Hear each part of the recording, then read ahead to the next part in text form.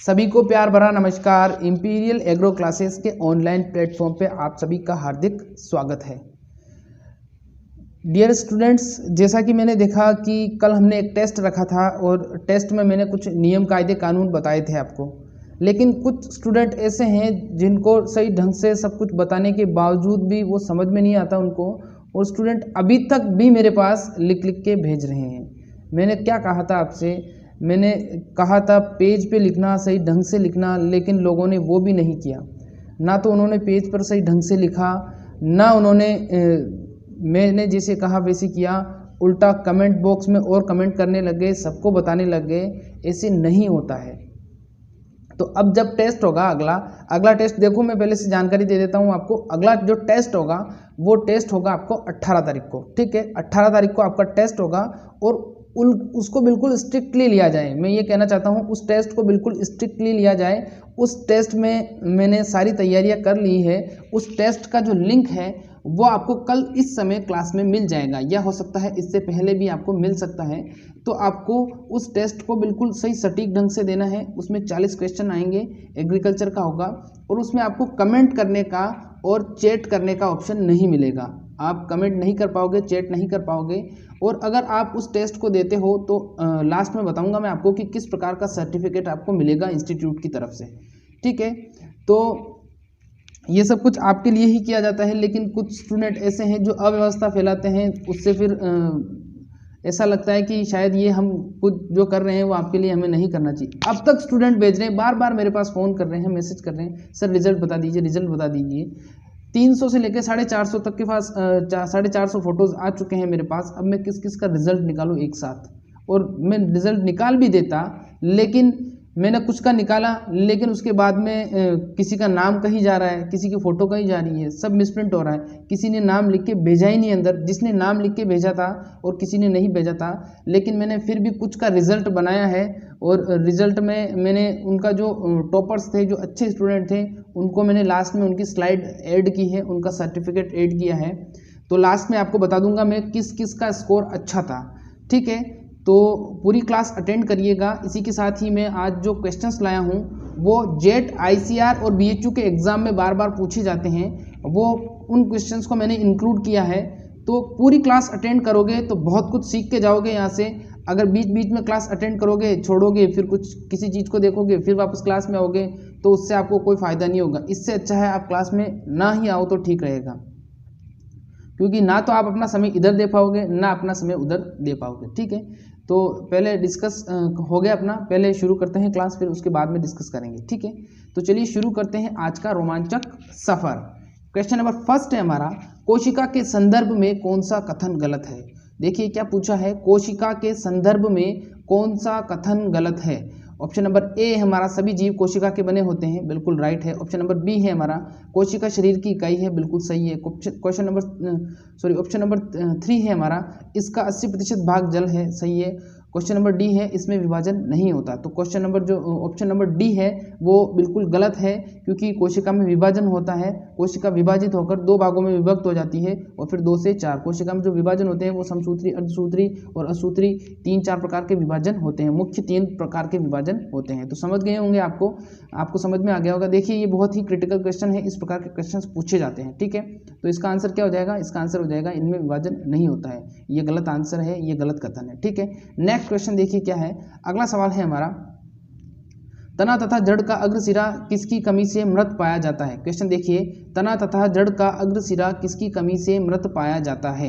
देखना है आपको, बीएचयू 2018 का सवाल है ये, बनारस हिंदू यूनिवर्सिटी 2018 का सवाल है, बायोलॉजी सेगमेंट का। क्वेश्चन पूछा है, तना तथा जड़ का अग्रसिरा, दैट मीन्स स्टेम और जो रूट होती है उसका टॉप होता है वो डेड हो जाता है। किसकी इफिशियंसी के कारण डेड हो जाता है, कौन सा एलिमेंट होता है जिसकी इफिशियंसी के कारण वो डेड हो जाता है, बताइए। किसकी कमी से मृत पाया जाता है, मैग्नीशियम, कैल्शियम, कार्बन या नाइट्रोजन। किसकी कमी से होगा, तना तथा जड़ का अग्रसिरा किसकी कमी से मृत पाया जाता है। इस क्वेश्चन को मैं पहले भी आपको बता चुका हूँ, बताइए जल्दी से इसका जवाब क्या होगा। मैग्नीशियम, कैल्शियम, कार्बन या नाइट्रोजन। जिसने इसका जवाब दिया है कैल्शियम, बिल्कुल सही जवाब है। जो कैल्शियम होता है उसकी कमी के कारण तना तथा जड़ का अग्रसिरा क्या हो जाता है, डेड हो जाता है, डेड हो जाता है या मृत पाया जाता है, ठीक है। नेक्स्ट क्वेश्चन देखिए, अगला सवाल क्या है।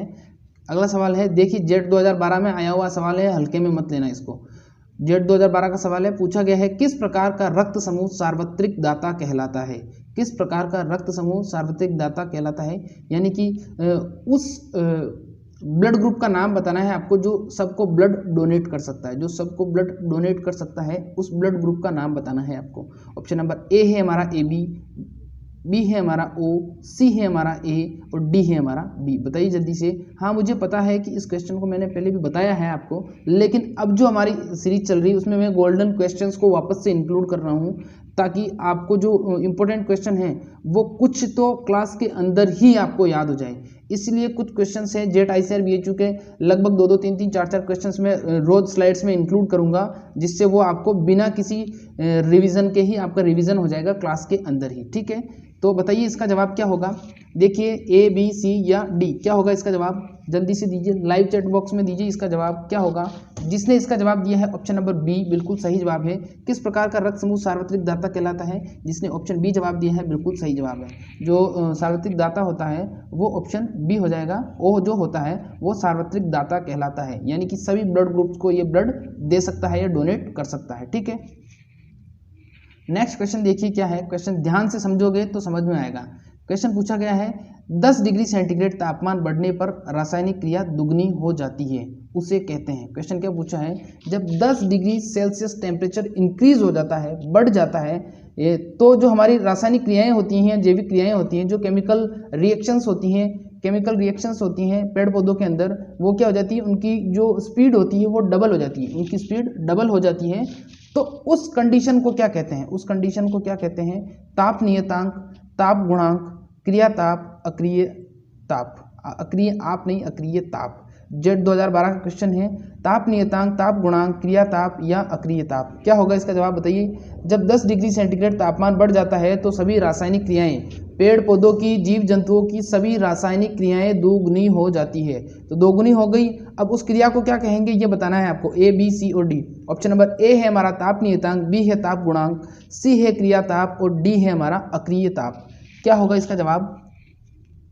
देखिए जिसने इसका जवाब दिया है ऑप्शन नंबर B वाला, ताप गुणांक, बिल्कुल सही जवाब है। जेट 2012 का सवाल है और ताप गुणांक कहेंगे, उस कंडीशन को क्या कहेंगे, ताप गुणांक के नाम से जाना जाता है। 10 डिग्री सेल्सियस तापमान बढ़ने पर रासायनिक क्रिया दोगुनी हो जाती है, उसे ताप गुणांक के नाम से जाना जाता है। ठीक है, is that clear. Next question देखिए क्या है। अगला सवाल है हमारा, प्रथम क्लोन भेड़ का नाम है। प्रथम क्लोन भेड़ का नाम बताना है आपको, जेट के एग्जाम में आया हुआ सवाल है ये। प्रथम क्लोन भेड़ का नाम बताना है आपको। ऑप्शन नंबर A है हमारा मोली, ऑप्शन नंबर B है हमारा डोली, C है राधा और D है हमारा प्रथम। क्या होगा इसका जवाब। प्रथम क्लोन भेड़ का नाम बताना है। क्लोन भेड़ कौन सी थी, क्लोन भेड़, क्लोन शिप।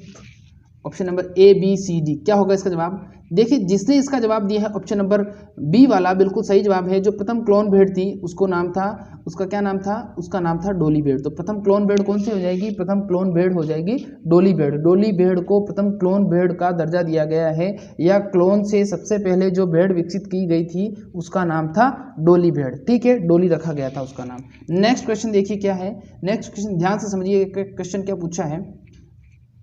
क्वेश्चन पूछा गया है, हृदय रोगियों के लिए कौन सा तेल उपयुक्त होता है। हृदय रोगियों के लिए कौन सा तेल उपयुक्त होता है। ऑप्शन नंबर A है हमारा सोयाबीन का तेल, B है मूंगफली का तेल, C है सूरजमुखी का तेल और D है हमारा तिल का तेल। BHU 2018 का सवाल है ये। हृदय रोगियों के लिए, जो हार्ट पेशेंट्स होते हैं उनके लिए विच type of edible oil is suitable for heart patient. बताइए जल्दी से, विच टाइप ऑफ एडिबल ऑयल उसके लिए सूटेबल रहेगा, सोयाबीन, मूंगफली, सूरजमुखी या फिर तिल। जिसने इसका जवाब दिया है सूरजमुखी, बिल्कुल सही जवाब है। हृदय रोगियों के लिए जो सबसे अच्छा तेल माना जाता है वो माना जाता है सूरजमुखी का तेल। अब उसको अच्छा क्यों मानते हैं, क्योंकि उसके अंदर जो प्रोटीन होती है वो होती है LDP, लो डेंसिटी प्रोटीन होती है, और उसके अंदर जो कोलेस्ट्रॉल होता है वो बहुत ही कम मात्रा में होता है, या बहुत ही शरीर के अंदर जाके बहुत ही कम मात्रा में कोलेस्ट्रॉल को इंक्रीज करता है। तो जो सूरजमुखी होता है उसमें क्या होता है, कोलेस्ट्रॉल भी कम होता है, तेल भी अच्छी क्वालिटी का होता है। और आपने देखा होगा बहुत बार टीवी में जो ऐड आता है सफोला का, जो एक हार्ट बना हुआ होता है, एक दिल बना हुआ होता है, दिल के आकार की बोतल आती है, वो सफोला का तेल होता है। और उस सफोला के तेल के अंदर जो मुख्य रूप से तेल भरा जाता है वो तेल होता है सूरजमुखी का तेल, ठीक है। सनफ्लावर बोलते हैं सूरजमुखी को, तो सनफ्लावर का वो ऑयल होता है, खाने वाला होता है। और उस तेल का उपयोग कौन करते हैं? हृदय रोगी करते हैं। किस लिए करते हैं? क्योंकि ये उस तेल का उपयोग करेंगे तो उससे क्या होगा, कोलेस्ट्रॉल उनके शरीर में बढ़ेगा नहीं, ठीक है। इंपॉर्टेंट क्वेश्चन है, BHU 2018 का है, ध्यान रखना, वापस आ सकता है। अगला सवाल देखिए क्या है, नेक्स्ट है, कोशिका व अणुजीव विज्ञान केंद्र कहाँ पर स्थित है? कोशिका व अणुजीव विज्ञान केंद्र बताना है आपको, बताइए जल्दी से। Cell and molecular biology centre, Ajmer, New Delhi, Karnal और हैदराबाद, बताइए जल्दी से। अजमेर, नई दिल्ली, करनाल और हरियाणा, करनाल और हैदराबाद, क्या होगा इसका जवाब? कोशिका व अणुजीव विज्ञान केंद्र कहाँ पर स्थित है? इस प्रकार के क्वेश्चंस बार बार एग्जाम में पूछे जाते हैं। पहले भी मैं बता चुका हूँ, एक तो बोटेनिकल सर्वे का बताया था मैंने, बोटेनिकल सर्वे कहाँ पर है मैंने बता चुका हूँ। भारत का बोटेनिकल सर्वे कहाँ पर है? भारत का बोटेनिकल सर्वे है कलकत्ता हावड़ा के अंदर, ठीक है, ध्यान रखना इस चीज का। और इससे रिलेटेड एक और सवाल पूछा जाता है कि बोटनिकल गार्डन कहाँ पर है इंडिया का, भारत का बोटनिकल गार्डन, तो वो मैंने बताया था, बोटनिकल रिसर्च गार्डन जो है वो लखनऊ के अंदर है। कहाँ पर है? बोटनिकल रिसर्च गार्डन कहाँ पर है? लखनऊ के अंदर है। तो बोटनिकल रिसर्च गार्डन का नाम ले या इससे रिलेटेड नाम ले, तब तो आपको लखनऊ आंसर करना है। अगर आपसे सर्वे पूछा जाता है तो सर्वे का आंसर करना है हावड़ा या फिर कलकत्ता, तो कलकत्ता में ही है हावड़ा, ठीक है, ध्यान रखना। और इसका जो आंसर है वो, इसका आंसर क्या हो जाएगा? हैदराबाद। क्या आंसर हो जाएगा इसका? हैदराबाद। अणुजीव विज्ञान केंद्र कहाँ पर है? कोशिका व अणुजीव विज्ञान केंद्र हैदराबाद में स्थित है, ठीक है। नेक्स्ट क्वेश्चन देखिए क्या पूछा है। अगला सवाल है हमारा, अब इस क्वेश्चन को पूछ रही है, ये क्वेश्चन इतना इजी है कि ये आपको आता है, लेकिन इस क्वेश्चन को ऐसे घुमा के पूछा है कि ये आपको समझ में नहीं आएगा। देखिए क्वेश्चन क्या पूछा है, क्वेश्चन पूछा है कि कैल्सीफेरोल की कमी से कौन सा रोग होता है? कैल्सीफेरोल की कमी से कौन सा रोग होता है? ऑप्शन नंबर ए है हमारा स्क्रवी, बी है रिकेट्स, सी है रतौंधी और डी है हमारा गलगंड रोग। डी हमारा गलगंड रोग है, ठीक है। कैल्सीफेरोल की कमी से कौन सा रोग होता है? स्क्रवी, रिकेट्स, रतौंधी या फिर गलगंड। आपको ए बी सी डी बताना है, चारों में से ए बी सी डी कौन सा इसका जवाब होगा? स्क्रवी, रिकेट्स, रतौंधी या फिर गलगंड। बताइए इसका क्या आंसर होगा? कैल्सीफेरोल किसको कहते हैं? कैल्सीफेरोल से क्या होगा? जिसने इसका आंसर दिया है ऑप्शन नंबर बी वाला, बिल्कुल सही जवाब है। कैल्सीफेरोल की कमी से क्या होता है? रिकेट्स रोग हो जाता है। कैल्सीफेरोल की कमी से कौन सा रोग होगा? कैल्सीफेरोल की कमी से रिकेट्स रोग हो जाएगा। अब बता देता हूं, जो कैल्सीफेरोल है वो किसका रासायनिक नाम है? वो विटामिन डी का रासायनिक नाम है। किसका रासायनिक नाम है? विटामिन डी का रासायनिक नाम है। और विटामिन डी कहाँ कहाँ से प्राप्त होता है? देखिए विटामिन डी हमें प्राप्त होता है, एक तो सूरज का प्रकाश जो होता है, जब सुबह सुबह की जो रोशनी होती है उसकी उपस्थिति में हमारे शरीर के अंदर बनता है, उसकी उपस्थिति में हमारे शरीर के अंदर बनता है। फिर दूसरा है अंडे से प्राप्त होता है। फिर तीसरा ये हमें दूध से भी प्राप्त होता है कुछ मात्रा में, और ये कुछ इसके स्रोत हैं, ठीक है। फिर इसके अलावा इसके अगर लक्षण की बात करूँ तो मैं, ये हड्डियों से जुड़ा हुआ रोग है। कौन सा रोग है? हड्डियों से जुड़ा हुआ रोग है। हड्डियों का अनियमित आकार हो जाता है और हड्डियाँ क्या हो जाती है? अविकसित हो जाती है, अनियमित आकार हो जाता है, ठीक है। इसको सूखा रोग भी कहते हैं, इसको सूखा रोग भी कहते हैं। तो ध्यान रखना, सूखा रोग, या फिर इसको अगर आपसे पूछ लिया जाता है कि रिकेट्स क्या है, तो रिकेट्स या सूखा एक ही चीज़ है, विटामिन डी की कमी से होगा या कैल्सीफेरोल की कमी से होगा, ठीक है। नेक्स्ट क्वेश्चन देखिए क्या है। अगला सवाल है हमारा, नारू रोग का कारक है। क्वेश्चन क्या पूछा है?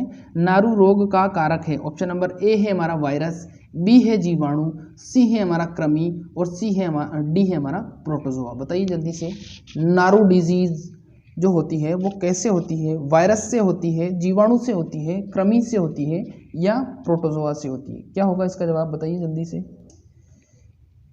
वायरस, जीवाणु, कृमि, प्रोटोजोआ। जिसने इसका जवाब दिया है, देखिए जिसने इसका जवाब प्रोटोजोआ दिया है गलत है, ये इसका जवाब होगा कृमिनाशक। ये एक प्रकार का कृमि होता है और ये कृमि क्या करता है? नारू रोग फैलाता है और हमारे शरीर के अंदर जाकर रोग को उत्पन्न करता है, ठीक है। आ सकता है इस प्रकार का क्वेश्चन।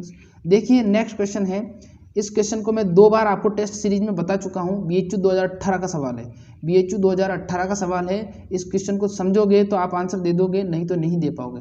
क्वेश्चन वहाँ पर BHU में ऐसे पूछा गया था, क्वेश्चन बिल्कुल एज इट इज प्रिंट किया है मैंने। क्वेश्चन क्या था, वर्गीकरण की आधारीय इकाई क्या है। क्लासिफिकेशन का बेस पूछा था, क्लासिफिकेशन का बेस या वर्गीकरण की आधारीय इकाई या क्लासिफिकेशन यूनिट पूछी थी। ठीक है, ऑप्शन ए दिया था जीनस, बी दिया था स्पीशीज, सी दिया था फैमिली और डी दिया था ऑर्डर। अब जिसको पता है कि जाति को क्या कहते हैं, कोई कहेगा जाति को फैमिली कहते हैं, कोई कहेगा ऑर्डर कहते हैं, कोई कहेगा स्पीशीज, कोई कहता है जीनस। अब बताइए, जिसको पता होगा कि जाति को क्या कहते हैं, अब उसको पता तो है कि वर्गीकरण की आधारीय इकाई जाति है, लेकिन उसने वर्ड्स सारे कौन से लिख दिए, उसने वर्ड्स सारे लिख दिए इंग्लिश वाले, वो भी लिख दिए हिंदी के अंदर। इंग्लिश वाले वर्ड्स उसने किस में लिख दिए, हिंदी के अंदर लिख दिए। अब वहाँ पर बच्चा कंफ्यूज होता है, वो बाकी सब तो कर लेता है मैनेज, लेकिन वो जीनस और स्पीशीज में कंफ्यूज हो जाता है। वो ये सोचता है कि जीनस का मतलब जाति होता है या फिर स्पीशीज का मतलब जाति होता है। तो इसका जो आंसर होगा वो आंसर होगा स्पीशीज। स्पीशीज का मतलब होता है जाति और जीनस का मतलब होता है वंश, और वंश प्लस जाति मिलकर क्या बनाते हैं, वंश प्लस जाति मिलकर हमारा वैज्ञानिक नाम बनाते हैं। तो ध्यान रखना, वंश का मतलब होता है जीनस और जाति का मतलब होता है स्पीशीज। तो इस प्रकार से क्वेश्चंस आपको कंफ्यूज करेंगे। फिर उस समय आप जब उस सवाल को करोगे तो आप उस कंडीशन में, इस कंडीशन में रहोगे कि ना तो आप उस सवाल को छोड़ सकते हो और ना आप उस सवाल को कर सकते हो। अगर छोड़ोगे तो आपको पछतावा होगा, अगर आप करोगे तो इस चीज़ का भय रहेगा कि क्या पता ये गलत हो गया तो 1 नंबर और ले डूबेगा ये। तो वर्गीकरण की आधारीय इकाई जब पूछी गई थी तो जीनस स्पीशीज में लोग स्टूडेंट कंफ्यूज हो गए थे, और उसमें से भी 90% ने इन दोनों में से तुक्का लगाया, और दोनों में से जो 90% का आंसर था वो जीनस था और गलत हो गया। इसलिए कहता हूँ हिंदी और इंग्लिश दोनों में टर्मिनोलॉजी को याद करो। मैं ये नहीं कहता कि सारी याद करो, लेकिन जितनी आप कवर कर सकते हो इजी वे में उतनी तो कवर करो, ताकि आगे आपको परेशानी नहीं होगी। ठीक है, तो इसका आंसर हो जाएगा स्पीशीज यानी कि जाति। नेक्स्ट क्वेश्चन देखिए क्या है। अब देखिए अब आप कहोगे कि सर क्या पता ये क्वेश्चन था भी या नहीं था, तो इसका बिल्कुल आज मैं आपको सबूत दूंगा। एक क्वेश्चन और हो जाए फिर उसके बाद में इसका सबूत दे दूंगा। क्वेश्चन क्या है, नेक्स्ट क्वेश्चन है हमारा, केंद्रक में उपस्थित धागेनुमा संरचना को क्रोमोसोम नाम किसने दिया था। केंद्रक में उपस्थित धागेनुमा संरचना को क्रोमोसोम नाम किसने दिया था। जेट 2012 का क्वेश्चन है।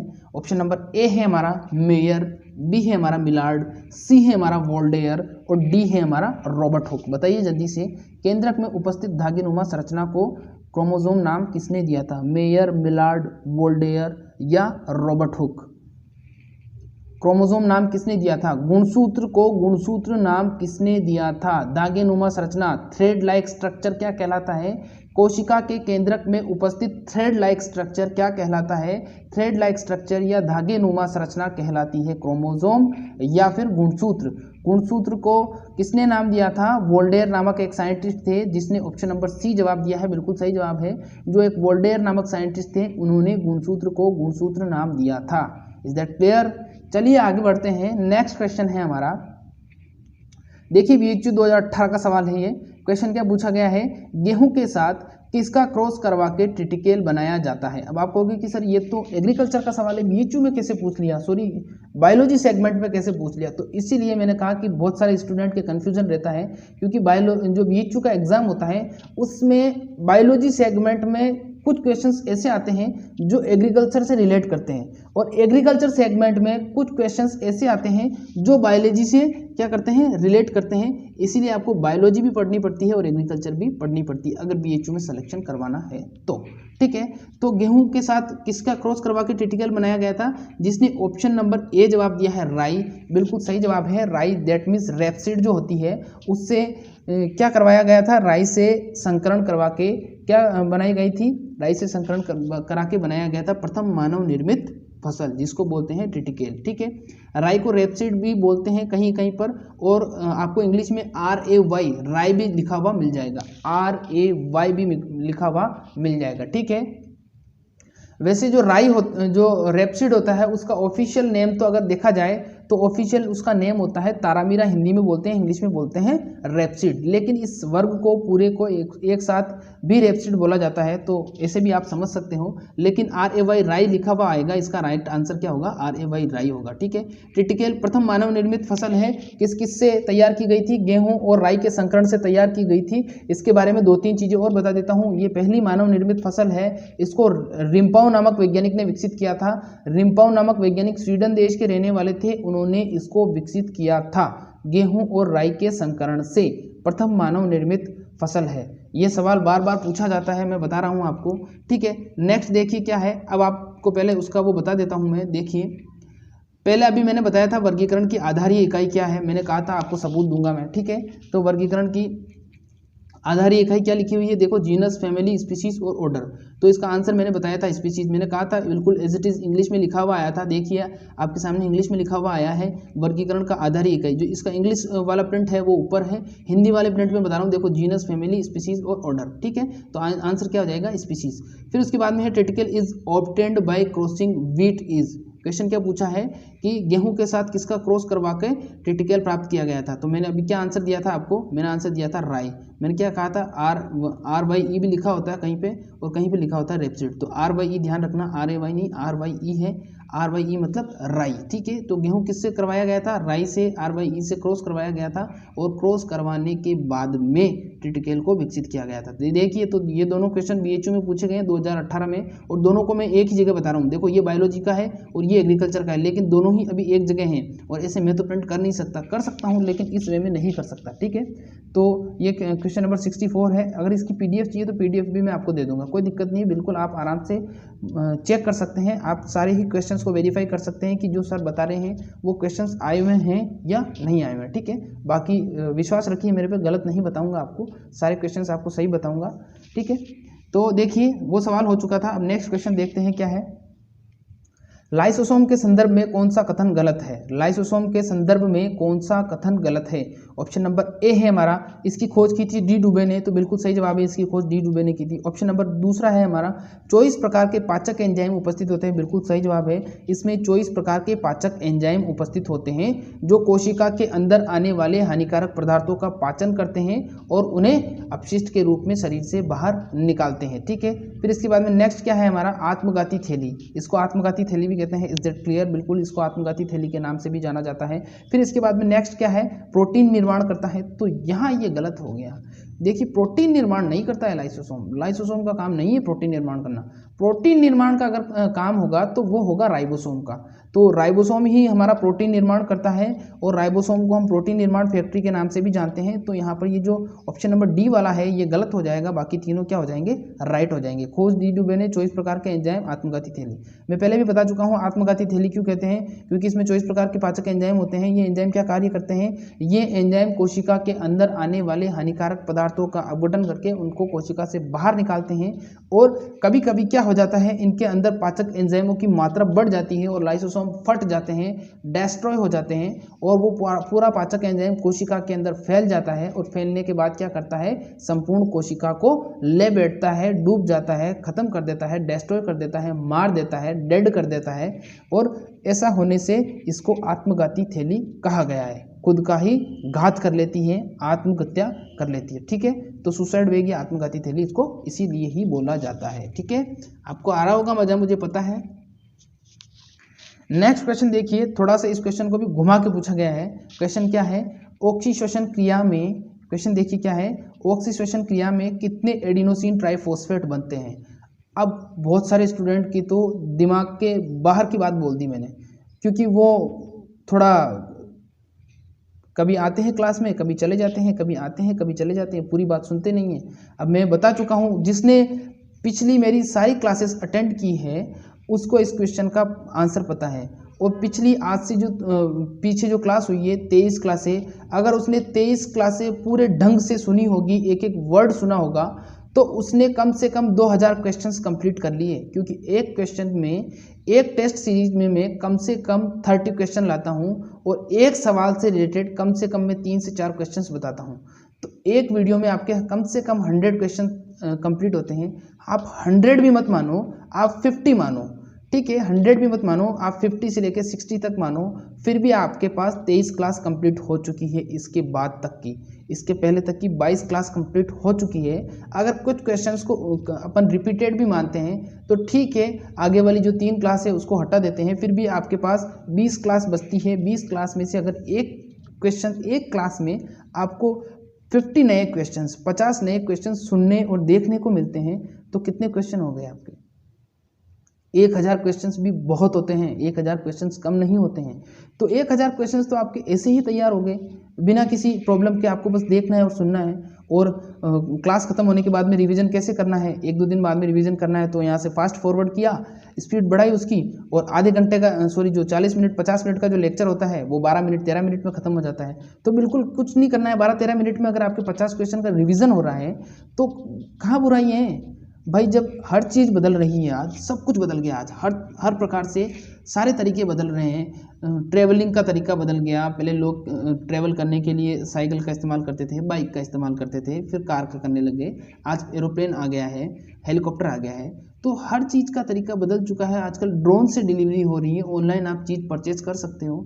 तो भाई सबका बदल रहा है, तो पढ़ाई का क्यों नहीं बदलेगा?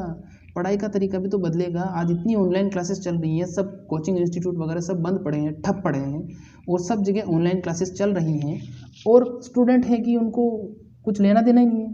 वो पता नहीं किस मस्ती में है, अपनी पता नहीं कौन सी मस्ती में, सोशल मीडिया वाली मस्ती में जिए जा रहे हैं, और उनको पता नहीं कि आपके पास सिर्फ 47 डेज बचे हैं, अब 47 दिन और बचे हैं एग्जाम के। और जो स्टूडेंट अब भी अगर संभल गया और रेगुलरली क्लास अटेंड कर ली उसने, रेगुलरली, देखो मैं क्लास अटेंड करने के लिए आपको तभी कहूँगा जब आप थ्योरी पढ़ोगे। अगर थ्योरी नहीं पढ़ते हो दैट मीन्स फिर उसका कोई फ़ायदा नहीं है। तो थ्योरी भी पढ़ो, ठीक है, और थोड़ा मोटिवेशनल ज़्यादा ही हो जाता हूँ मैं कभी कभी, तो कंटिन्यू क्लास में आया करो, ठीक है। अब देखिए ऑक्सीडेशन क्रिया में कितने एडिनोसिन ट्राइफॉस्फेट बनते हैं, तो इसका जवाब हो जाएगा 36। अब एडिनोसिन ट्राइफॉस्फेट होता है एडीपी। क्या होता है? एटीपी। एडिनोसिन ट्राइफॉस्फेट की अगर फुल फॉर्म पूछ ले आपसे तो एटीपी होता है एडिनोसिन ट्राइफॉस्फेट, ठीक है। तो जब ऑक्सीडेशन होता है, ऑक्सीजन की उपस्थिति में जब ऑक्सीडेशन की क्रिया होती है तो उस दौरान क्या बनते हैं? एटीपी बनते हैं। कितने एटीपी बनते हैं? उस दौरान बनते हैं 36 एटीपी बनते हैं।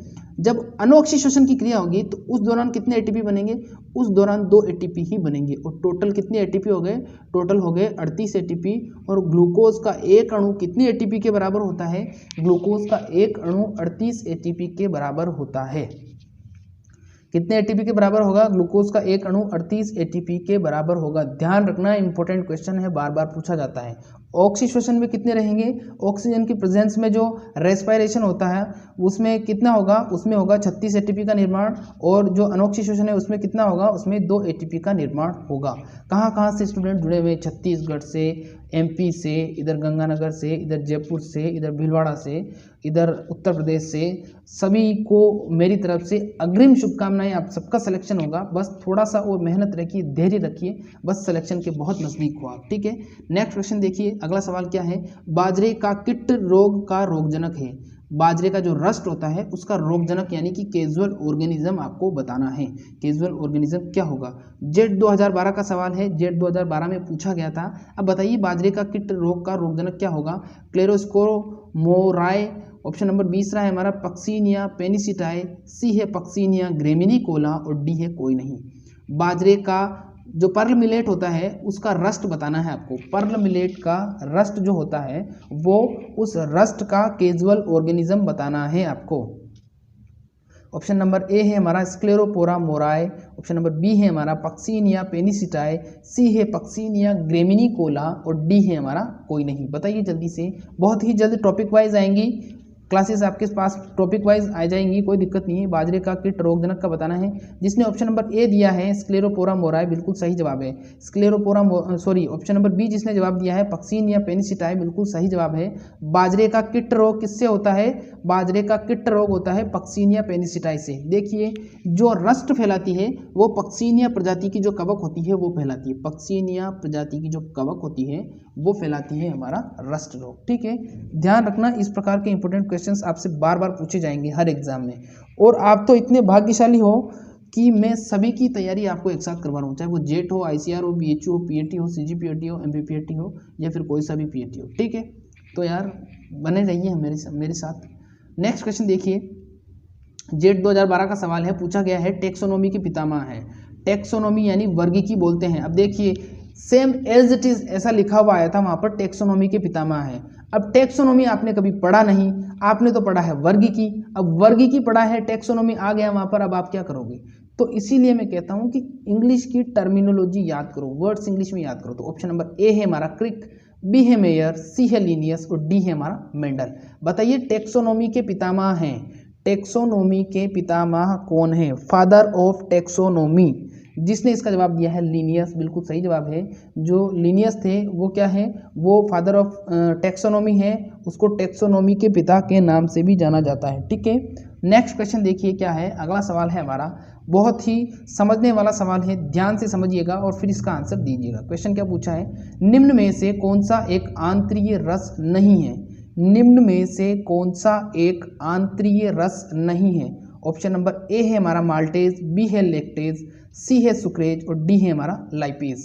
बताइए जल्दी से, निम्न में से कौन सा एक आंतरीय रस नहीं है? माल्टेज, लैक्टेज, सुक्रेज या फिर लाइपेज। क्या होगा इसका जवाब? बताइए जल्दी से, ए, बी, सी और डी।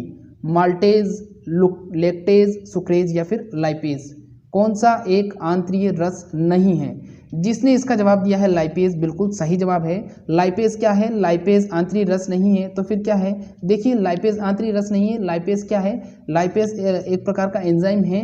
ये कहाँ पर बनता है? ये हमारे मुख के अंदर, हमारे जो लार होती है वहाँ पर लार ग्रंथियों द्वारा स्त्रावित होता है और हमारे अंदर मुख के अंदर यह लार ग्रंथियों से संबंध रखता है, लार ग्रंथियों से निकलता है। लेकिन ये माल्टेज, लैक्टेज और सुक्रेज है, ये आंत्र के अंदर उपस्थित होते हैं। ये कहाँ पर उपस्थित होते हैं? ये आंत के अंदर उपस्थित होते हैं, इसलिए इनको आंतरीय रस कहते हैं और ये आंतरीय रस हमारा नहीं होगा। ठीक है, इंपॉर्टेंट क्वेश्चन है, बहुत ही ज़्यादा घुमा के आपसे पूछा जाएगा।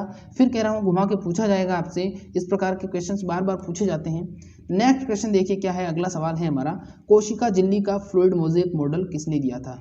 कोशिका झिल्ली का फ्लूइड मोज़ेक मॉडल किसने दिया था? ऑप्शन नंबर ए है हमारा ICR 2013 का सवाल है। ऑप्शन नंबर ए है हमारा सिंगर व निकोलसन, बी है हमारा मिलर व मेयर, सी है हमारा वॉटसन व क्रिक और डी है हमारा हुक व बुक। बताइए जल्दी से, हुक बुक। कोशिका झिल्ली का फ्लूइड मोज़ेक मॉडल किसने दिया था? कोशिका झिल्ली का फ्लूइड मोज़ेक मॉडल किसने दिया था? सिंगर व निकोलसन, मिलर व मेयर, वॉटसन व क्रिक, हुक व बुक। बताइए जल्दी से, कोशिका झिल्ली का फ्लूइड मोज़ेक मॉडल किसने दिया था? ऑप्शन नंबर ए है हमारा सिंगर व निकोलसन, मिलर, मेयर, वॉटसन, क्रिक। जिसने इसका जवाब दिया है ऑप्शन नंबर ए वाला सिंगर व निकोलसन, बिल्कुल सही जवाब है। कोशिका झिल्ली का फ्लूइड मोज़ेक मॉडल जो दिया था वो सबसे पहले दिया था सिंगर व निकोलसन नामक वैज्ञानिक ने। सिंगर व निकोलसन नामक वैज्ञानिक ने इसको सबसे पहले दिया था। ठीक है, अब देखिए जो वॉटसन व क्रिक है उन्होंने क्या किया था बता देता हूँ। उन्होंने जो DNA था उसका डबल हेलिक्स मॉडल दिया था, डबल हेलिक्स मॉडल दिया था। और इससे रिलेटेड एक नाम और आता है जिसको बोलते हैं नोल व रस्का। अब नोल व रस्का ने क्या किया था? नोल व रस्का ने इलेक्ट्रॉन माइक्रोस्कोप की खोज थी। देखिए माइक्रोस्कोप भी दो प्रकार के होते हैं, वैसे तो तीन प्रकार के होते हैं, लेकिन एक होता है सिंपल, एक होता है इलेक्ट्रिक माइक्रोस्कोप और एक होता है इलेक्ट्रॉन माइक्रोस्कोप। तो आपको ध्यान रखना है, इलेक्ट्रॉन माइक्रोस्कोप की जो खोज की थी, जो बनाया था या विकास किया था, वो किया था नोल व रस्का नामक दो साइंटिस्ट ने। दोनों ही बहुत अच्छे मित्र थे, अजीज मित्र थे, दोनों ही साथ साथ खाते थे, पीते थे, साथ साथ घूमते थे। नेक्स्ट क्वेश्चन देखिए क्या है। अगला सवाल है हमारा, मानव रक्त में प्लाज्मा की मात्रा होती है। मानव रक्त में प्लाज्मा की मात्रा बतानी है आपको। ऑप्शन नंबर ए है हमारा 25%, बी है हमारा 35%, सी है 45% और डी है हमारा 55%। बताइए जल्दी से, मानव रक्त में प्लाज्मा की मात्रा होती है। मानव रक्त में प्लाज्मा की मात्रा बतानी है आपको। 25%, 35%, 45% या फिर 55%। क्या होगा इसका जवाब? मानव रक्त में प्लाज्मा की मात्रा बतानी है आपको, क्या होगी? बताइए जल्दी से, क्या होगा इसका जवाब? मानव रक्त में प्लाज्मा की मात्रा 25%, 35%, 45% या AK47। AK47 नहीं, AK47 का नाम सुना है कभी? AK47 जो पंजाब के लोग होते हैं ना, वो AK47 बोलते हैं कि AK47 दिया गला ना कर। AK47 का मतलब होता है AK47, एक गन होती है, एक बंदूक होती है, लेकिन पंजाब में उसको बोलते हैं AK47। क्या होगा इसका जवाब? जिसने इसका जवाब दिया है ऑप्शन नंबर डी वाला 55%, जिसने इसका जवाब दिया है ऑप्शन नंबर डी वाला 55% बिल्कुल सही जवाब है। मानव रक्त में प्लाज्मा की मात्रा कितनी होगी? 55% होगी। कितनी होगी? 55% होगी। और ये एक विशेष प्रकार का घोल होता है जिसके अंदर सभी कोशिकाएं तैर रही होती। कोशिकाओं से मतलब हमारा है WBC, RBC, लाल रक्त कणिका, श्वेत रक्त कणिका। ठीक है, नेक्स्ट क्वेश्चन देखिए क्या है हमारा। अगला सवाल है, निम्न में से कौन सा भाग जीव द्रव का नहीं है? अब देखिए यहाँ पर ये बहुत ही इंपॉर्टेंट क्वेश्चन है और आपको बहुत मदद करेगा। इस प्रकार के सवाल बार बार पूछे जाते हैं। क्वेश्चन क्या पूछा है? प्रोटोप्लाज्म, कौन सा पार्ट प्रोटोप्लाज्म का नहीं है? ठीक है, प्रोटोप्लाज्म का पार्ट बताना है। केंद्रक, कोशिका भित्ति, कोशिका द्रव या उपरोक्त सभी। कौन सा नहीं है? कौन सा नहीं है? देखिए क्वेश्चन को आपको कैसे कंफ्यूज करेगा वो आप पूरा क्वेश्चन पढ़ते हो, यहाँ तक तो पढ़ते हो इसको सही, फिर ये जो आपको नहीं है ना, ये दिखता नहीं है आपको, और उस नहीं के चक्कर में आप है पढ़ लेते हो और है में फिर देते हो। हाँ यार, कौन सा भाग जीव द्रव का है? हाँ, केंद्रक है। नीचे वाले ऑप्शन नहीं देखे, ऊपर वाला देख ले। हाँ, केंद्रक है। हाँ, ए आंसर होगा इसका, ए होगा। ए भर दो। वो ए गोले में भर दिया, वो हो गया गलत। अरे मेरे भाई, नीचे वाले ऑप्शन देख, कोशिका भित्ति, फिर उसके बाद में कोशिका द्रव, फिर उसके बाद में उपरोक्त सभी। तो उपरोक्त सभी इसका आंसर नहीं होगा, इसका आंसर होगा कोशिका भित्ति, क्योंकि वहाँ पर पूछा नहीं है। तो कोशिका भित्ति जो सेल वॉल होती है वो प्रोटोप्लाज्म का हिस्सा नहीं होती है। ठीक है, जीव द्रव का हिस्सा नहीं होती है। इस चीज़ का ध्यान रखना आप। बहुत ही इंपॉर्टेंट क्वेश्चन है बच्चों, इस प्रकार के सवाल आपसे पूछे जाएंगे। मेरी असली कमाई मुझे जब महसूस होगा जिस दिन आप पेपर दोगे एग्जामिनेशन हॉल में बैठे बैठे, और अगर आपने मेरी सारी क्लासेस को ढंग से अटेंड किया है और सारी क्लासेस का रिवीजन किया है और आपने थ्योरी की स्टडी करी है, और उस दिन आप एग्जामिनेशन हॉल में बैठोगे और आपके सारे क्वेश्चंस यहाँ से मिलेंगे, आपको इससे रिलेटेड मिलेंगे, जो मैंने समझाया है वहाँ से मिलेंगे, और आप वहाँ पर करोगे और आपका सिलेक्शन होगा। उस दिन आपके अंदर से जो निकल के आएगा ना कि मैंने इंपीरियल एग्रो क्लासेस पे पढ़ा था और सर ने मुझे पढ़ाया था और उस वजह से आज मेरा सिलेक्शन हो गया, बस उस दिन ऑटोमेटिकली, चाहे आप मुझे बोलो या ना बोलो, लेकिन उस दिन ऑटोमेटिकली मुझे अच्छा फील होगा, बहुत अच्छा, कि हाँ मेरे पढ़ाए हुए स्टूडेंट आज किसी अच्छी जगह पर पहुँच गए।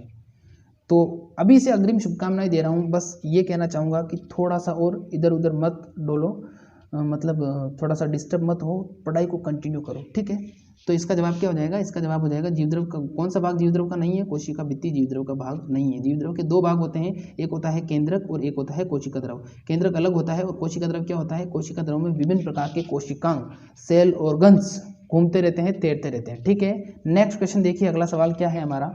अगला सवाल है हमारा, मधुमेह किस प्रकार का रोग है? ICR 2013 का क्वेश्चन है। ICR 2013 का क्वेश्चन है। क्वेश्चन क्या पूछा गया है? देखिए ढंग से देखना क्वेश्चन को। क्वेश्चन पूछा गया है मधुमेह किस प्रकार का रोग है। ऑप्शन नंबर ए है हमारा रक्त में, ऑप्शन नंबर ए है हमारा रक्त में शर्करा की मात्रा निम्न मात्रा। ऑप्शन नंबर बी है हमारा रक्त में शर्करा की उच्च मात्रा। ऑप्शन नंबर सी है हमारा रक्त में प्लाज्मा की उच्च मात्रा। और ऑप्शन नंबर डी है हमारा रक्त में प्लाज्मा की निम्न मात्रा या उच्च मात्रा। वापस से देख लीजिए, कोई दिक्कत नहीं है, आपको कन्फ्यूजन हो गया होगा। यहाँ पर ये पूछना चाह रहा है कि जो मधुमेह या डायबिटीज़ रोग होता है उसमें रक्त के अंदर कौन सी मात्रा बढ़ जाती है? शर्करा की मात्रा कम हो जाती है, शर्करा की मात्रा बढ़ जाती है, प्लाज्मा की मात्रा कम हो जाती है, या प्लाज्मा की मात्रा बढ़ जाती है? अब आपको बताना है इसका जवाब क्या होगा। ICR 2013 का सवाल है, ध्यान रखना। क्वेश्चन ICR 2013 में पूछा गया था, इसी प्रकार से पूछा गया था। आगे वापस देखो, जो क्वेश्चन पीछे आए हैं वो क्वेश्चन वापस से आएंगे, क्योंकि इंपॉर्टेंट क्वेश्चन है, इंपॉर्टेंट क्वेश्चन तो रिपीट होते ही हैं। हालांकि सारे नहीं होते हैं। जैसे आप 10 साल के पेपर उठा के देखोगे और सारे आपने 10 साल के याद कर लिए, तो ऐसा नहीं है कि उनमें से सारे के सारे क्वेश्चन उसी में से मिल जाएंगे, लेकिन उससे आपको आइडिया लग जाएगा कि किस प्रकार के क्वेश्चन पूछे जाते हैं, और उसमें से 3-4 क्वेश्चन रिपीट हो जाएंगे और वो आपको बहुत मदद करेंगे। 3-4 क्वेश्चन भी, 0.1 नंबर भी बहुत होता है, तो यहाँ पर तो 3-4 क्वेश्चन हैं। 3-4 क्वेश्चन, एक क्वेश्चन 4 नंबर का है, तो 4 है तो 20 नंबर से तो आप कहाँ जाओगे? तो इसका जवाब हो जाएगा, देखो रक्त में शर्करा की जब मात्रा उच्च हो जाती है, बढ़ जाती है, तो उसको क्या रोग हो जाता है? उसको मधुमेह रोग हो जाता है। जब रक्त के अंदर शर्करा की मात्रा बढ़ जाती है तो उसको मधुमेह रोग हो जाता है। कौन सा रोग हो जाता है? मधुमेह रोग हो जाता है। ध्यान रखना इस चीज़ का। अगला सवाल देखिए क्या है। गोल्डन राइस अच्छा स्रोत माना जाता है। अब इस सवाल के लिए भी लोग उंगली उठाएंगे कि सर ये सवाल थोड़ी आ सकता है बायोलॉजी में। देखिए आया है, ये एक प्रकार का जेनेटिकली मॉडिफाइड, क्या है? जेनेटिकली मॉडिफाइड वेराइटी है ये, और मोलिक्यूलर बायोलॉजी के अंदर आती है, आणविक जीव विज्ञान के अंदर आती है ये, इसीलिए इसको इंक्लूड किया गया है यहाँ पर। तो ठीक है, बताना है आपको। इसका जो लिखना वाला था वो BHU 2013 किस में आया था, ये बाय मिस्टेक में लिखा नहीं गया शायद मेरे से। तो ऑप्शन नंबर ए है हमारा विटामिन ए, बी है विटामिन बी, सी है विटामिन ई और डी है हमारा विटामिन डी। तो गोल्डन राइस अच्छा स्रोत माना जाता है, बताइए किसका स्रोत माना जाता है। Golden rice is a good source of which type of vitamin, बताइए इसका जवाब क्या होगा। Vitamin A, vitamin B, vitamin E या फिर विटामिन डी। जिसने इसका जवाब दिया है ऑप्शन नंबर ए वाला विटामिन ए, बिल्कुल सही जवाब है। गोल्डन राइस अच्छा स्रोत किसका माना जाता है, गोल्डन राइस सबसे अच्छा स्रोत जो माना जाता है वो विटामिन ए का माना जाता है। किसका माना जाएगा, विटामिन ए का सबसे अच्छा स्रोत माना जाता है। ठीक है, नेक्स्ट क्वेश्चन देखिए इसकी जो खोज की थी, इसको विकसित किया था वो इग्नोपोट्रिकस नामक साइंटिस्ट ने किया था। और इसका जो कलर होता है वो सुनहरा पीला होता है। कैसा होता है, सुनहरा पीला होता है। इसको सुनहरा चावल भी कहते हैं, सुनहरा पीला चावल भी बोलते हैं, गोल्डन राइस भी बोलते हैं। इसमें विटामिन ए होता है या इसमें बीटा कैरोटीन भी होता है। विटामिन ए भी लिख सकता है वो, बीटा कैरोटीन भी लिख सकता है, दोनों ही सही जवाब होंगे। ठीक है, अगला सवाल देखिए क्या है।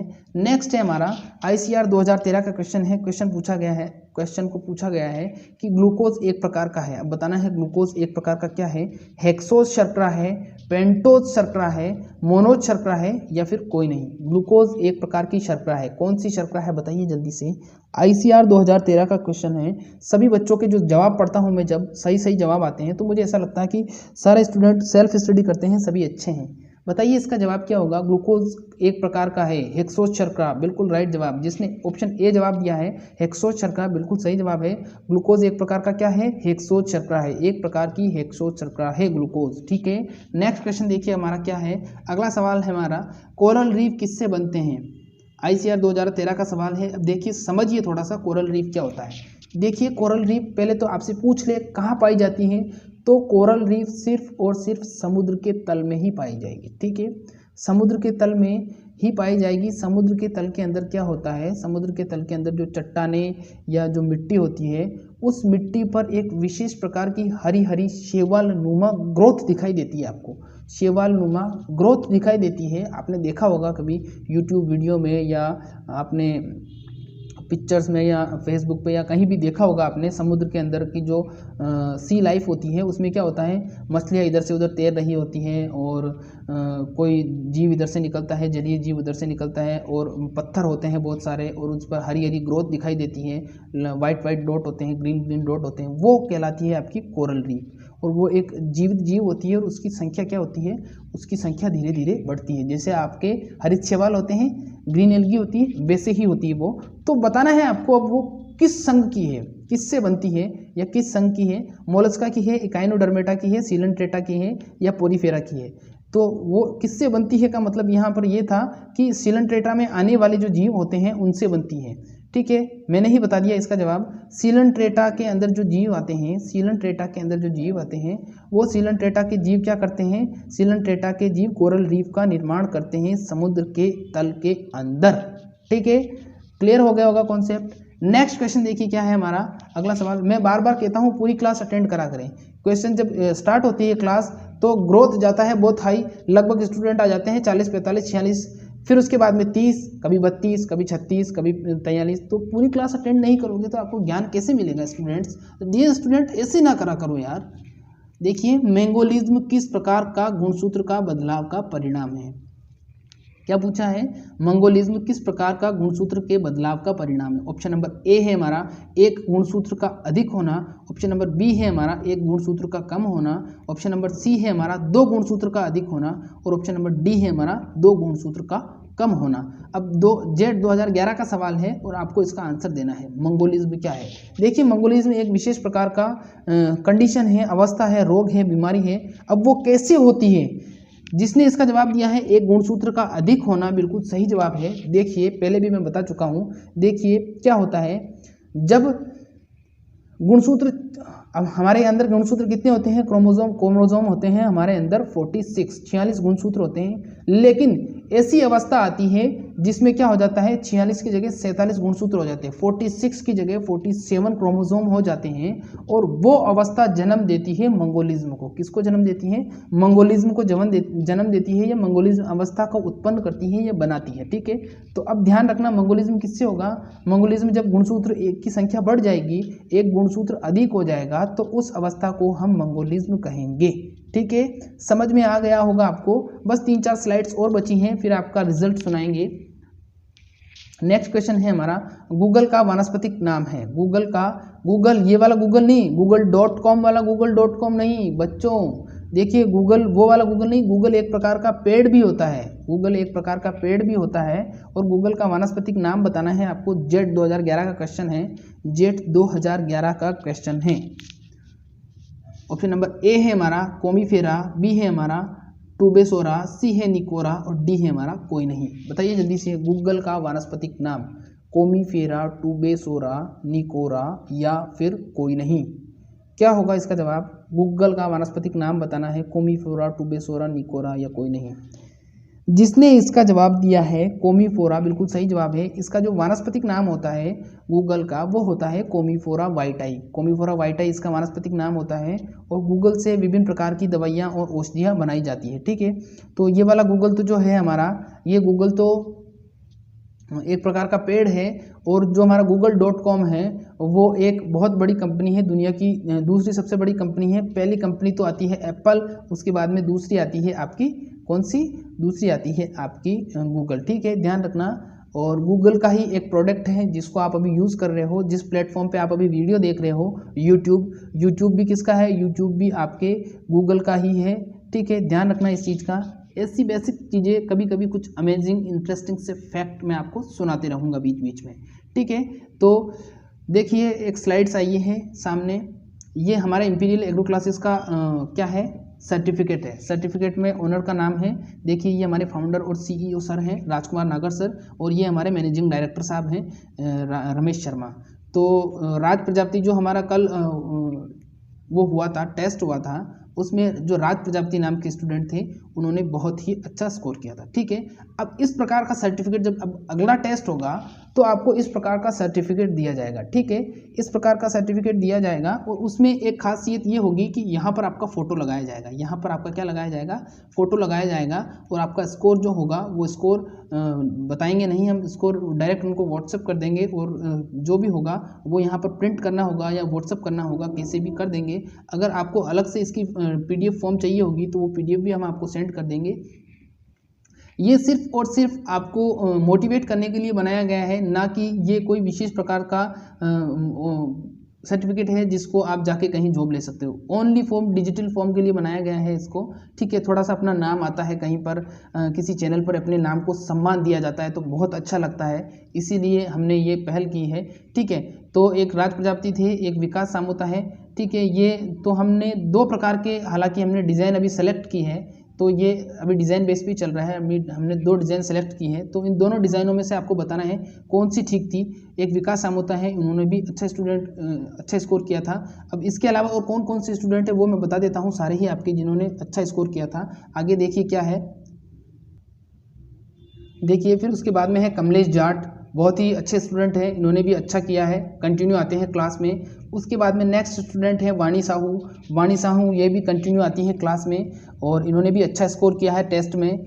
उसके बाद में नेक्स्ट है स्मिता सोनी, बहुत अच्छी स्टूडेंट है, ये भी क्लास में कंटिन्यू आती है, इन्होंने भी अच्छा स्कोर किया है। उसके बाद में नेक्स्ट है हमारा काव्यांजलि, ये भी बहुत अच्छी स्टूडेंट है, कंटिन्यू क्लास में आती हैं, इन्होंने भी अच्छा स्कोर किया है।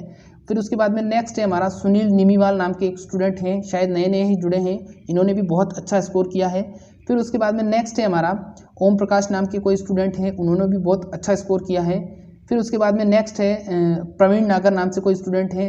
प्रवीण नागर तो जानता हूँ मैं इनको, ये हमारे ये जो नीचे आप देख रहे हो राजकुमार नागर, इनके सगे भाई हैं प्रवीण नागर, इनके रियल ब्रदर हैं, ये सर हैं और ये स्टूडेंट हैं। तो ये भी बहुत अच्छे स्टूडेंट हैं, रियल लाइफ में भी ये पढ़ने में बहुत ही ज़्यादा टैलेंटेड आदमी हैं, और इंग्लिश मीडियम के स्टूडेंट हैं काफ़ी। मैं तारीफ़ जानबूझकर नहीं कर रहा हूँ क्योंकि स्टूडेंट वाकई ये काबिल तारीफ़ हैं। ठीक है, नेक्स्ट स्टूडेंट जो है वो है रीना चौधरी नाम से कोई स्टूडेंट है, उन्होंने भी काफ़ी अच्छा किया है। ठीक है, फिर उसके बाद में नेक्स्ट इसके बाद में है विद्या टाक नाम से कोई स्टूडेंट है, इन्होंने भी काफ़ी अच्छा स्कोर किया है। ठीक है, तो ये कुछ स्टूडेंट थे। अब मुझे पता है अब लोग क्या कहेंगे। अब लोग ये कहेंगे कि सर हमने भी भेजा था, हमारा क्यों नहीं बताया आपने। तो आपने जिस वे में भेजा था उस वे में मेरे पास जो आया था वो मैं उस कंडीशन में नहीं था कि मैं उसको चेक भी कर सकूं या फिर मैं उसको मेज़र कर सकूं कि ये किसका है। नाम आपने अंदर लिख के नहीं भेजा, सीधा फ़ोटो में लिखा और चिपकाया और डाल दिया। ना उसके अंदर कोई आपका एड्रेस था, ना नाम ना था, कुछ भी नहीं था। आंसर कुछ स्टूडेंट तो ऐसे हैं जिनको मैंने इतने ढंग से समझाया था, आंसर ही उल्टे लिखे हुए हैं, 1 2 3 4 5 6 7 8 फिर 9 10 11 12 13। अब उसको मैं क्या करूं, उसका क्या करूं मैं उसका। तो यार आपको थोड़ा सा ध्यान रखना चाहिए। इतना समझाने के बावजूद भी आपने गलती की। फिर मेरा को थोड़ा सा ठीक फील नहीं हुआ, इसलिए मैंने फिर मेरे पास 250 के समथिंग फ़ोटोज़ आए। अब मैं उन 250 को चेक तो कर देता, लेकिन सही सिस्टम से हो तो चेक करूँ ना। सिस्टम ही नहीं है उसमें कुछ, किसका नाम किधर जा रहा है, किसकी फ़ोटो किधर जा रही है, सब कुछ मिक्सअप हो गया। क्योंकि देखिए नंबर सबके अलग अलग, मेरे जो आपको डिस्क्रिप्शन, आप चैनल के अबाउट सेक्शन में जाओगे तो वहाँ आपको 3-4 नंबर मिलेंगे। लेकिन मैंने वीडियो में आपको क्या कहा था, क्लास में मैंने कहा था कि इसी नंबर पर आपको सेंड करना है। अब किसी ने भेज दिया राजकुमार नागर सर के पास, अरे यार वो फाउंडर सर हैं, वो चेक करेंगे क्या आपका। अब उनके पास भेज दिया, किसी ने भेज दिया मैनेजर इनके पास, सर के पास, डायरेक्टर सर के पास भेज दिया, तो अब उनके पास भेज दिया। अब उन दोनों ने मेरे पास भेजा और फिर मैंने नंबर से उसको लैपटॉप में डाला तो वो सब कुछ मिक्स हो गया, किसी का नाम मिक्स हो गया तो किसी की फ़ोटो मिक्स हो गई। तो अब से बिल्कुल नियम कायदे कानून के साथ ही टेस्ट शुरू होगा। 18 तारीख को फिर से होगा टेस्ट, और इस बार जो टेस्ट होगा बिल्कुल स्ट्रिक्टली होगा। लाइव चैट बंद रहेगी, और उसके अलावा लाइव चैट तो बंद रहेगी, कमेंट सेक्शन भी बंद रहेगा, और बिल्कुल प्रॉपर एक क्वेश्चन के लिए आपको 30 सेकंड का ही समय मिलेगा। 30 सेकंड का समय मिलेगा एक क्लास खत्म होने के बाद में। जिसके आंसर आ गए एक ही नंबर पे चेक करूंगा मैं, उस नंबर पे जिसके आ जाएंगे, फिर उसके बाद में जो रह गया, ठीक है। और जो सबसे अच्छा स्कोर करेगा, इस बार क्वेश्चन भी टफ आएंगे, ध्यान रखना, जो सबसे अच्छा स्कोर करेगा, टॉप जो 3 स्टूडेंट होंगे उनका ऐसा ही सर्टिफिकेट होगा, सही ढंग से बना हुआ, ठीक है। उसमें यहाँ पर उनकी फ़ोटो होगी, पासपोर्ट साइज फ़ोटो, तो पासपोर्ट साइज फ़ोटो भी आपको भेजनी है, ठीक है। पासपोर्ट साइज फ़ोटो भेजना, और पासपोर्ट साइज फ़ोटो के साथ साथ आपका नाम उसके अंदर लिखा हुआ होना चाहिए। और किस वे में आंसर होंगे, देखिए सबसे पहले यहाँ पर लिखना आपका नाम, जो भी आपका नाम है, राहुल, मिताली, सुनील, जो भी आपका नाम है वो लिखना है यहाँ पर, ठीक है। फिर उसके आगे आपका प्लेस लिखना है कि आप कहाँ से हो, ठीक है। डिस्ट्रिक्ट लिखना, अगर अदर स्टेट से हो तो स्टेट का भी नाम लिख देना, ठीक है। फिर क्वेश्चन नंबर 1 2 3 4 5 6 7 8 9 10 से आगे नहीं बढ़ना है। 10 के बाद में उसके आंसर, फिर 11 यहाँ, फिर 11 से 20 तक आंसर, फिर 21 यहाँ, 21 से 30 तक, फिर 40 से 31 से 40 तक। ऐसे आंसर दोगे तो ही मैं चेक करूँगा, वरना उसको मैं रिजेक्ट कर दूंगा, ठीक है। तो ये आज की क्लास में बस इतना ही करेंगे। मैंने बता दिया है टेस्ट कैसे होगा, और अब की बार जो टेस्ट होगा उसके लिए मैंने एक बहुत अच्छा गिफ्ट सोच के रखा है जो आपको बहुत हेल्प करेगा, ठीक है। तो टेस्ट होगा आपका, कोई दिक्कत नहीं है, 18 तारीख को होगा, ध्यान रखना, सबको इन्फॉर्म कर देना। तो आज के लिए बस इतना ही। तब सबको नमस्कार मेरी तरफ से। घर पर रहिए, सुरक्षित रहिए। बाकी मिलते हैं सुबह ठीक 11 बजे एग्रीकल्चर की क्लास में। तब तक के लिए नमस्कार।